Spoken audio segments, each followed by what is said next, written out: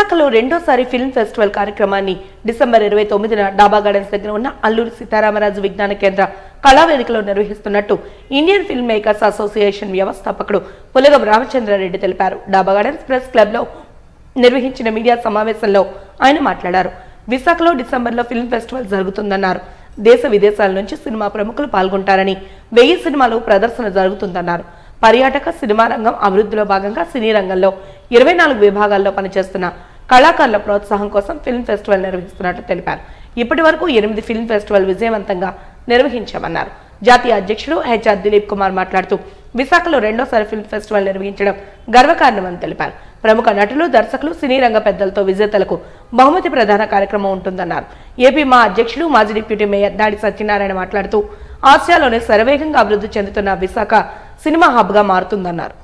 International film festival Vizag ఇది second time. 2023 జనవరిలో మేము చేస్తాం. ఇక్కడ చాలా సక్సెస్ అయింది. మళ్ళా ఇప్పుడు సెకండ్ టైం డిసెంబర్ 29 ఇక్కడ ప్లాన్ చేస్తాం.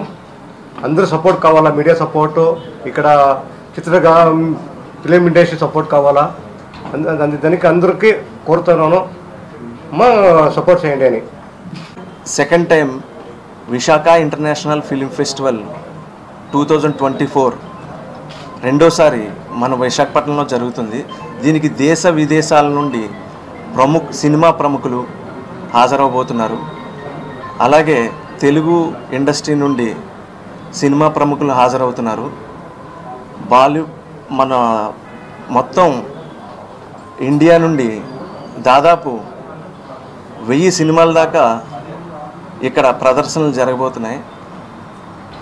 ఇది మనం ఈ విశాఖపట్నం పర్యాటక రంగాన్ని డెవలప్మెంట్ కోసం, అలాగే Indian film makers association cinema producers, directors, writers, అలాగే ఇతర కార్మికులకు సంబంధించి అందరినీ ఎంకరేజ్ చేయడం కోసం భారతీయ కళాకారులందరినీ కూడా ఈ Visakha international film festival 2024 second festival ఇది అందరినీ ఆహ్వానిస్తున్నాం.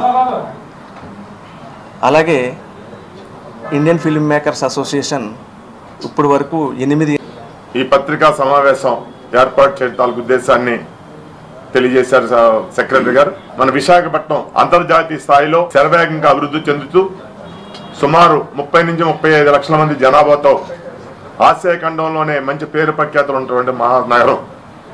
మరి ఈ మహానగరంలో అసోసియేషన్ వారు కడురమ్యంగా లాస్ట్ ఇయర్ మొట్టమొదటి సంవత్సరం ఇక్కడ అవార్డ్స్ కానివ్వండి,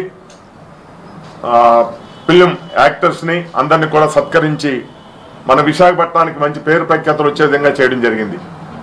మరి అదేవిధంగా ఈ సంవత్సరం కూడా రెండో పర్యాయం మరి విశాఖపట్నంలో మరి కడురమ్యంగా భారతదేశంలో ఉండే అన్ని భాషల సినీ కళాకారులు అందరూ వస్తున్నారు. ముఖ్యంగా తెలుగువారు మరి రాఘవేంద్రరావు, రాజమౌళి, ఇంకా సుకుమార్, మరి ఇలాంటి వాళ్ళందరినీ కూడా ఈసారి రప్పించి విశాఖపట్నంలో ఈ కార్యక్రమాన్ని ఏర్పాటు చేసినందుకు నిర్వాహకులకి విశాఖపట్నం